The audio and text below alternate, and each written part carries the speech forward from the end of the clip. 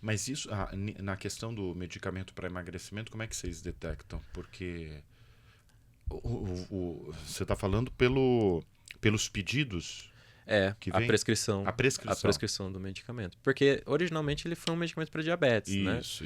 Então sempre estava lá na Memed já. Isso. E os médicos eles prescrevem um medicamento. Tá. E aí você vê que tem uma onda normal e de repente começa a ter um pico. E aí essa sazonalidade, né? Então, por exemplo, as pessoas querem emagrecer quando? Que você acha que no Brasil? Quando está chegando o verão, não é? Quando está chegando o verão, não é? Então acontece um pico desses medicamentos quando? Um mês antes do verão. Um mês antes do verão, olha só. Então a gente acompanha esse tipo de movimento.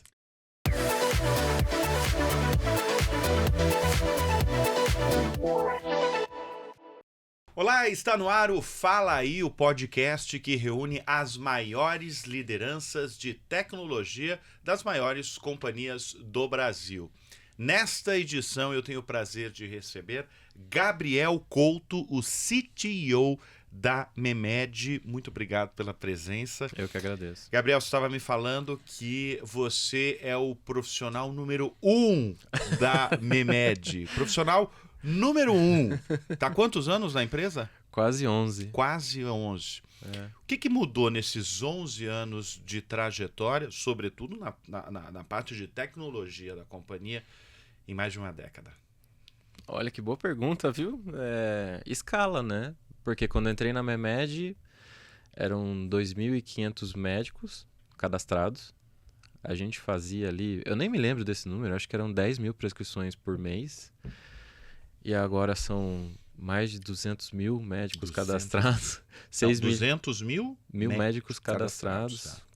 Quase 6 milhões e meio de prescrições por mês passam pela Memed. Então acho que a escala é o grande fator. Assim, você lidar com um software da área de saúde, a área de saúde é missão crítica, né? Então não pode cair nunca o nosso software. É bem desafiador. É 24/7, literalmente. E hoje, se a gente... Como é a maior plataforma de prescrição do Brasil, então se a gente cai, é um caos. E eu acho que esse é o grande desafio, assim, não deixar cair. Graças a Deus a gente está com recorde de estabilidade nesse ano. E a tecnologia vem mostrando muita robustez dentro da Memed. Essa é uma pergunta que eu costumo fazer para todos os nossos convidados aqui do Fala Aí. Como a tecnologia, sobretudo a inteligência artificial, ela ajuda no processo, na eficiência da companhia. Você está me dizendo que o maior desafio é não deixar o software cair. E, evidente, a gente está falando de uma health tech, de uma empresa de saúde e eu acredito mesmo da responsabilidade que vocês têm. Mas hoje, como é que a tecnologia tem ajudado vocês, Gabriel? A tecnologia ou a inteligência artificial? Os dois juntos? Os dois juntos. Bom, eu acho que nos processos que a gente tem internos da Memed, é legal de ver a gente trocando de ferramenta. Como eu estou há uma década lá, eu vejo essa mudança acontecendo, né? Então, desde a comunicação, quando eu comecei na Memed, o WhatsApp ainda não estava assim bombando como bomba hoje, né? Então, você vê o Slack surgindo ferramentas que a gente usa ali no dia a dia. A gente adotando ferramentas de controle de tarefas mais robustas, esse tipo de coisa. Mas eu acho que a tecnologia ela potencializa a integração da equipe, principalmente por a gente ser hoje remoto. É uma coisa que mudou ao longo dessa década, né? A Memed começa como presencial e a gente ali na pandemia vira a chave e não volta, né? Então tem gente que gosta de ir para o escritório, existe um escritório, tem gente que gosta de ir, mas principalmente o time de tecnologia ele é inteiro remoto. E se não fosse a tecnologia conectando as pessoas, desde ferramentas para o time interagir. Se eu não tenho aquele cafezinho, quando a gente está no presencial, a gente precisa de uma ferramenta que faça o papel do cafezinho de certa forma, né? Então, o time conversar junto, trocar ideias, esse tipo de coisa. Até realmente a organização da empresa. Comunicação no remoto não é simples. As pessoas são mais assíncronas. Não tem aquela mãozinha no ombro de, pode dar, né? Um minutinho aqui? Consegue tacar uma bolinha de papel no amiguinho, chamar atenção nem nada. Então aí vem tecnologias também para ajudar a gente nesse sentido. E vocês vão permanecer no remoto? Não tem planos de voltar? Não temos plano. Tá. Como é que vocês... são quantos, repetindo os valores de prescrições mensais? A gente está para bater agora esse mês 6 milhões e meio. 6 milhões por mês. Por mês. Ou seja, vocês têm milhões e milhões e milhões de dados brasileiros. Perfeito. Né? Da saúde brasileira. Perfeito. Por região, por perfil, por sexo, seja lá qual a métrica que usar. Como é que vocês trabalham com esses dados? E vocês usam esses dados para, quem sabe, dar mais inteligência à companhia, para a criação de produtos? Com certeza.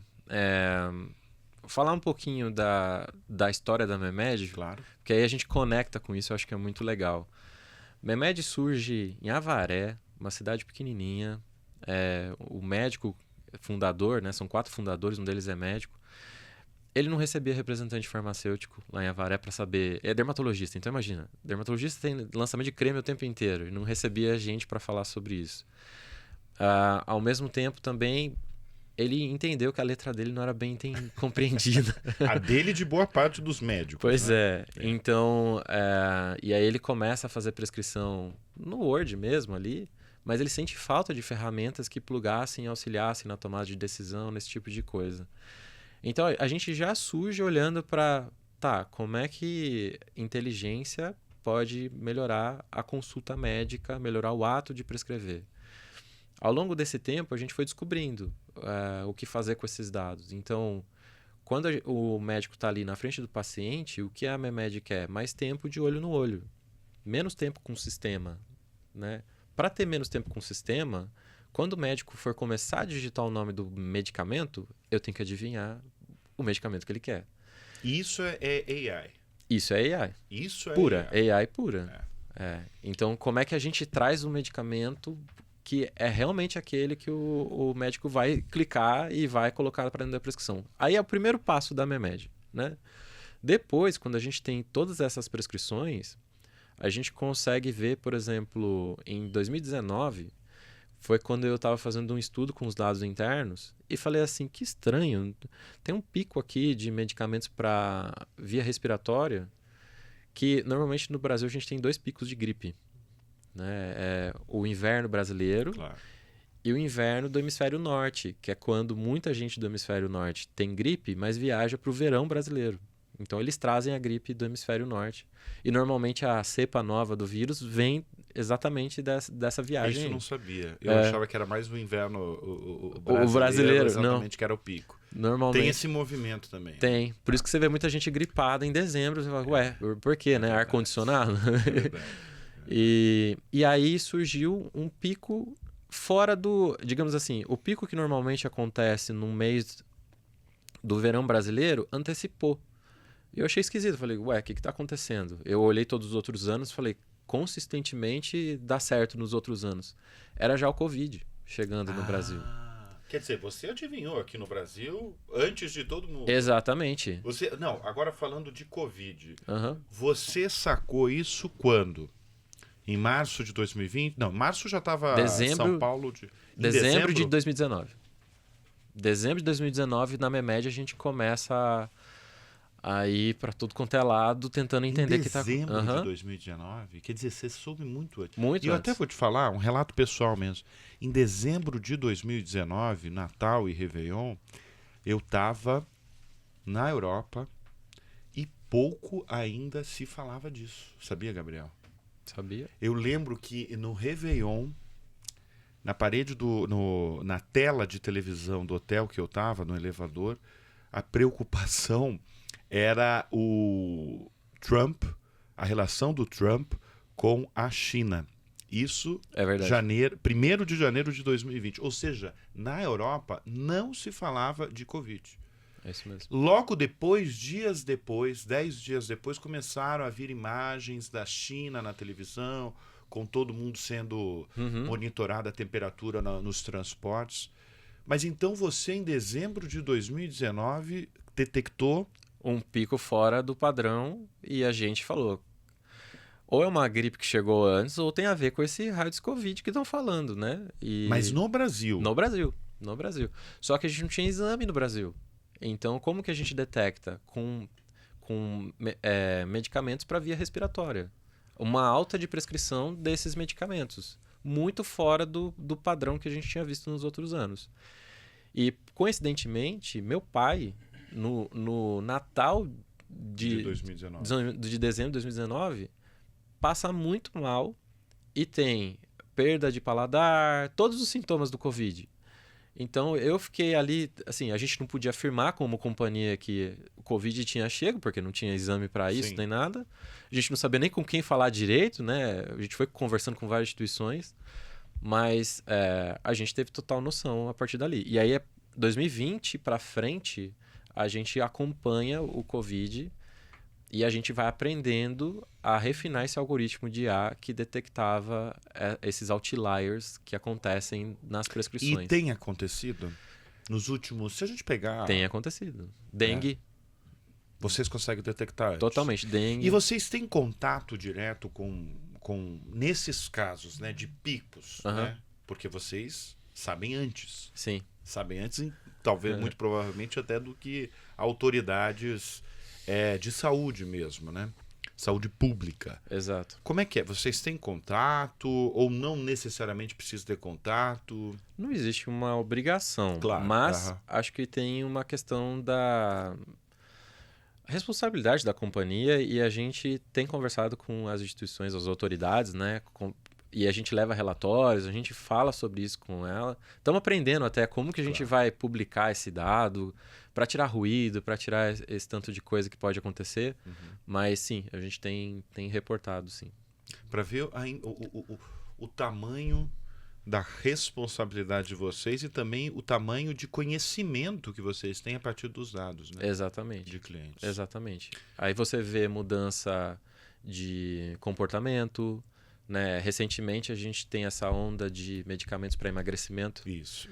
Então a gente acompanha a onda claramente, é fácil de ver isso. Então você vê tanto quando surgem os medicamentos, até a adoção deles, até a troca por um medicamento melhor, isso é claramente visível. Mas isso, na questão do medicamento para emagrecimento, como é que vocês detectam? Porque você está falando pelos pedidos? A prescrição. A prescrição do medicamento. Porque originalmente ele foi um medicamento para diabetes, né? Isso. Então sempre estava lá na MEMED já. Isso. E os médicos eles prescrevem um medicamento. Tá. E aí você vê que tem uma onda normal e de repente começa a ter um pico. E aí a sazonalidade, né? Então, por exemplo, as pessoas querem emagrecer quando? Que você acha que no Brasil? Quando que tá chegando o verão, não é? Quando tá chegando o verão, não é? Então acontece um pico desses medicamentos quando? Um mês antes do verão.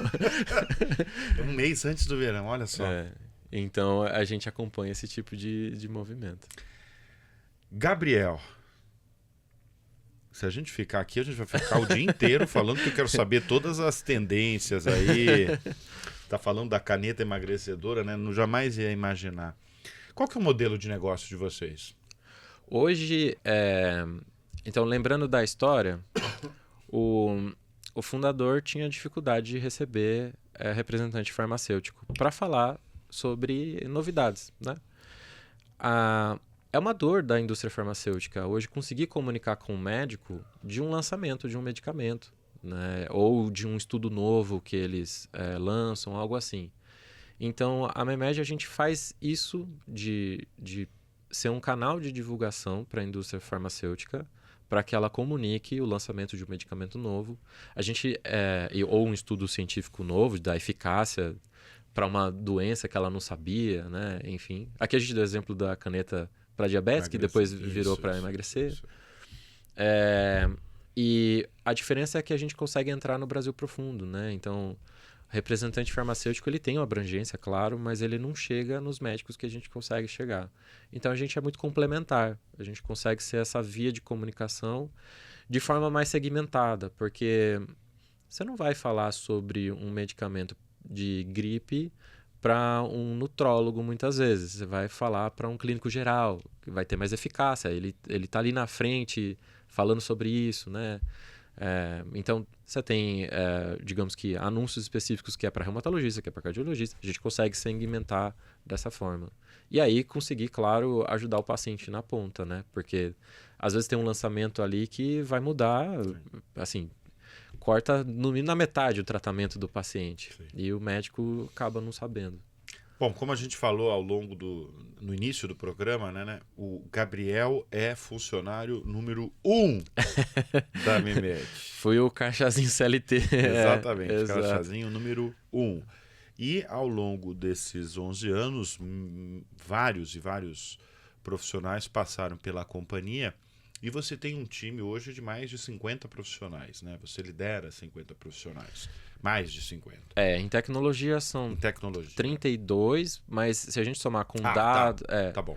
Se somar com dados... Com dados, chega aí por volta dos 50. Produto e tecnologia junto, né? Tá. Não está embaixo de mim todo mundo, mas... Tá. Como é que se forma bons times de tecnologia, Gabriel? Cultura, principalmente. Acho que começa... E esse é um erro que eu vejo muitas vezes a gente cometer na nossa carreira. Pega um livro, lê uma metodologia, fala, vou aplicar essa metodologia. E acha que aquilo ali vai funcionar. E segue à risca os rituais, e tem que ser exatamente como o livro fala. Não.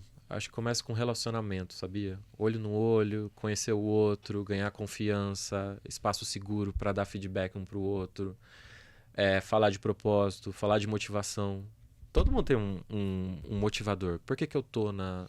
Por que eu trabalho todo dia? Por que eu sento na cadeira ali e falo, vou passar horas aqui fazendo isso daqui? Quando você alinha isso, você tem um propósito igual entre as pessoas, você encontra essa conexão. O ser humano, ele gosta de se reunir com coisas iguais, né?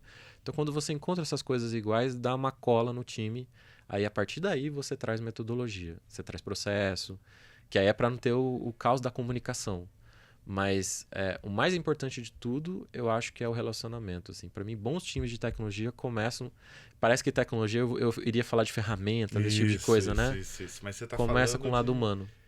Que interessante isso, Gabriel. Começa com o lado humano. Porque você lida exatamente com tecnologia, com automatização. Você sabe que o setor de tecnologia tem se falado cada vez mais, sobretudo por conta da inteligência artificial, sim, da substituição, né, da massa de trabalho, né, pela IA, pela máquina, enfim. E você vem aqui no Fala Aí justamente falar o contrário. Isso é interessante pra caramba você falar. Você acredita que a médio prazo, longo prazo, vai ter muita perda de emprego por conta da inteligência artificial? É a pergunta de milhões, né? Que todo mundo está pensando. Eu filosofo muito sobre isso. Acredito que... Eu sou um engenheiro da computação. Certo? É a sua formação. É a minha formação.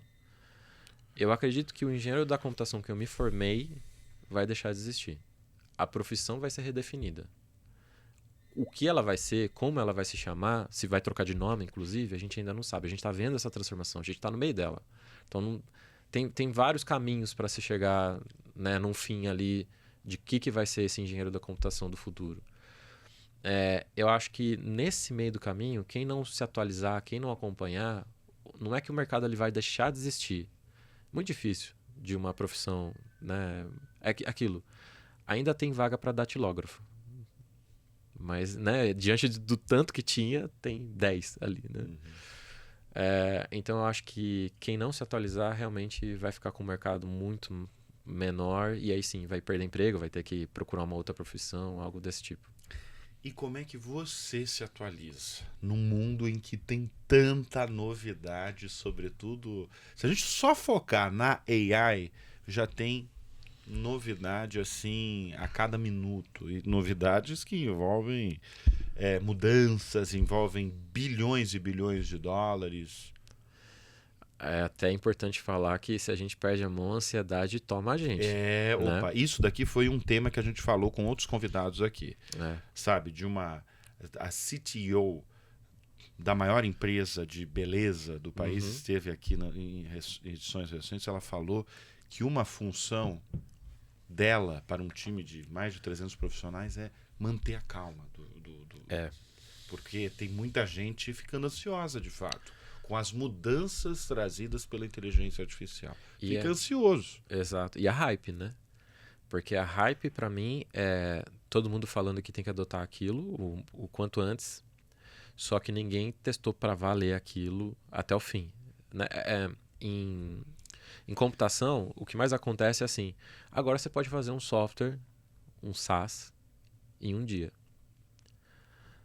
Só que, como é muito novo, você usou essa tecnologia para fazer esse SaaS em um dia, mas você escalou esse SaaS, você manteve esse SaaS. Você não fez isso, é muito novo. Então a gente não sabe se vai dar certo. Aí alegar que agora eu preciso trocar o jeito que eu faço por essa ferramenta que ainda foi mal testada, tem que ser cauteloso. Vamos com cuidado, testa num projetinho e tal. Então, essa ansiedade ela acontece, mas eu acompanho principalmente newsletter, YouTube, eu sigo algumas pessoas que eu acredito que entregam um bom conteúdo, e eventos de tecnologia. Eventos de tecnologia é maravilhoso, porque eu não vou para assistir palestra. Você vai ter para se relacionar? Eu vou para conversar com o palestrante, eu vou para pegar o que está fora do slide, porque hoje em dia o slide muitas vezes você encontra online. A palestra você encontra gravada. Mas a prática dele, chamar de lado e falar assim, isso que você apresentou, você tá usando mesmo em tudo tal? Aí ele fala, não, eu tô testando aqui e tal. Então você acaba aprendendo muito, sabe? Uhum. E aí eu uso a própria IA também. Acho que esse é legal de eu falar. Eu moro em Campinas e eu venho... Você não mora em São Paulo? Não. E eu venho toda semana para São Paulo para fazer reunião, esse tipo de coisa. O carro é um momento que todo mundo escuta música, podcast, né? Se atualiza ali. Então eu também escuto alguns podcasts. Mas eu gero meu podcast também, né? Então eu pego a IA, pego um tema. Vamos supor que agora você me trouxe uma coisa que eu não sei e eu quero aprender mais. Eu sento no carro, abro a minha IA ali, predileta da vez. Eu não vou falar qual é porque fica mudando, né? Cada hora é uma. E no modo de voz, de conversação, eu peço, olha, aprendi hoje sobre tal coisa, tal. Você pode gerar um mini podcast para mim, me explicar melhor sobre esse assunto? E aí ela cava ali, me explica. E muitas vezes eu peço, busca na internet coisas que estão acontecendo sobre esse assunto e me traga. Eu vou batendo um papo ali, como eu vejo, passou 1 hora e é assim que eu aprendo, assim que eu me atualizo. Gabriel, quais são as especialidades que tiveram mais prescrição digital na companhia? Isso deve mudar também, isso, né? Mas posso falar de uma que é psiquiatria. Isso é o que eu mais tenho escutado, viu? Psiquiatria. Que é basicamente isso que a gente falou. Uhum. Sobre essa executiva que veio aqui e que eu tô vendo que você compartilha da mesma opinião, que é, de certa forma, a saúde mental das pessoas, né? Isso dos mesmo. Profissionais. Isso mesmo. E a gente vê uma crescente. É. Então, que acho que realmente, como falam, né? Essa é a geração da saúde mental. E a gente está vendo isso, né? A gente entrou nessa época e cada vez mais existem prescrições para esse tema. Com tanto dado que vocês têm, repito, aí são 6 milhões de... 6 milhões e meio de prescrições ao mês. Como é que você define... Uma pergunta complexa, hein? Como é que você define a saúde no Brasil?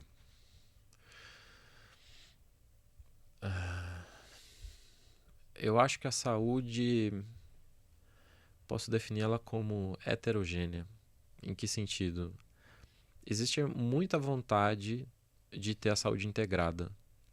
Você passa no médico A, você passa no B, o B vê o que o A falou para você, você faz um exame, ele consegue ver, você vai num hospital público e num privado, um consegue...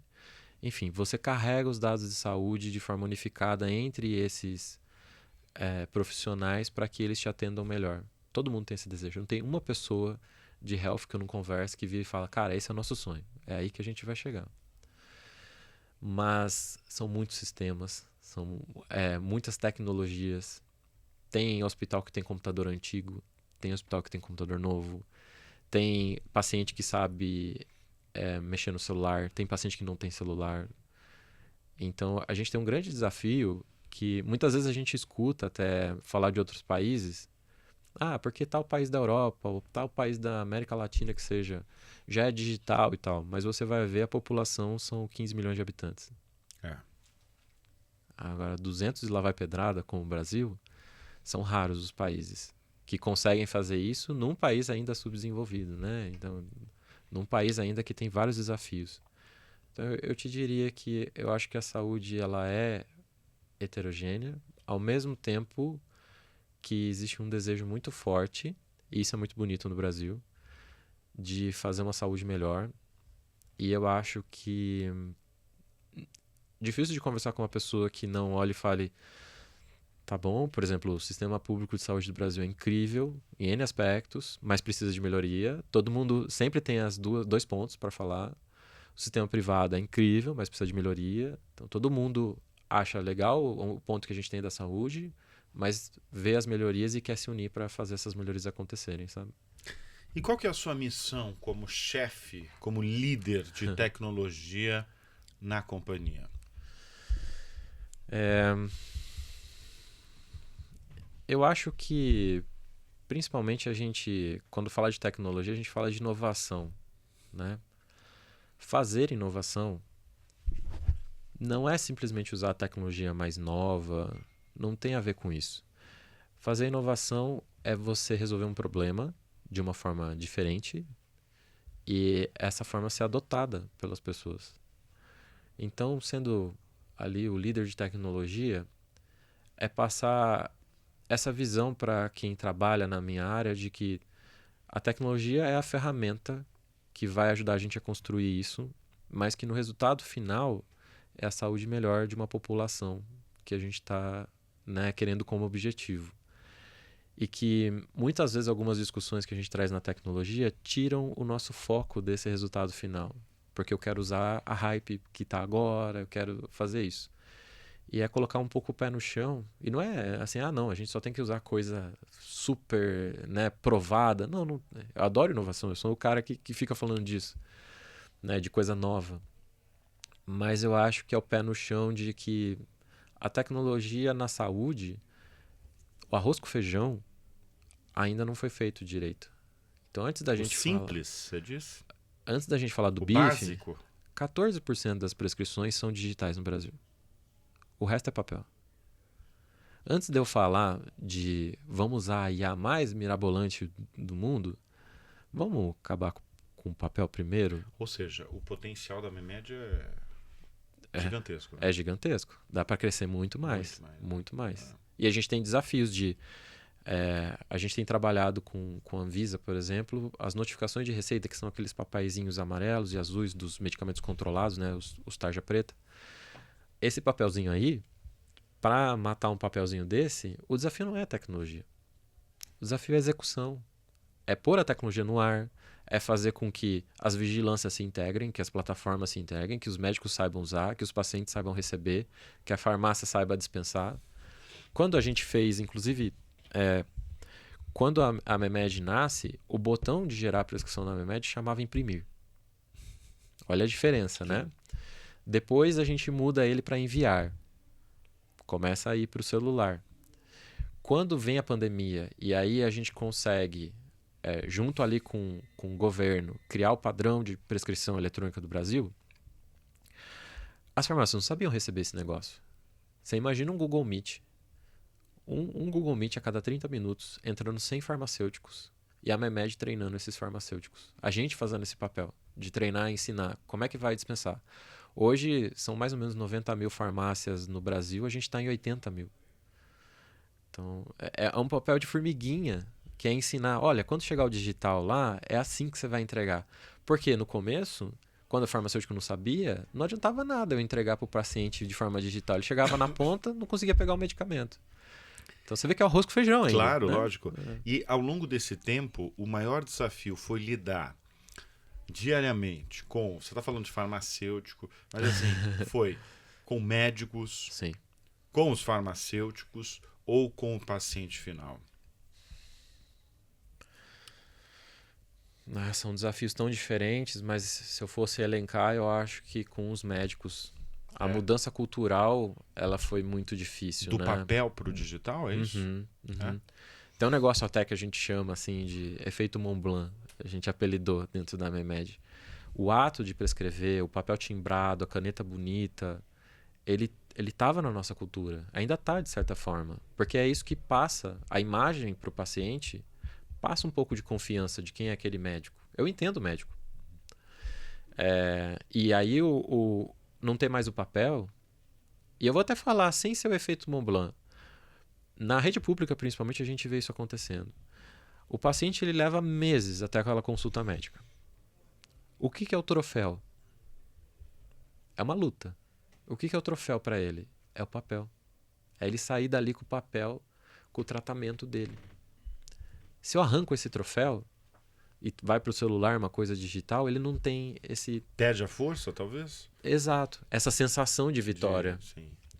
Então, até a gente regravar a cultura, e aí você vai falar, pô, mas aí não é o paciente?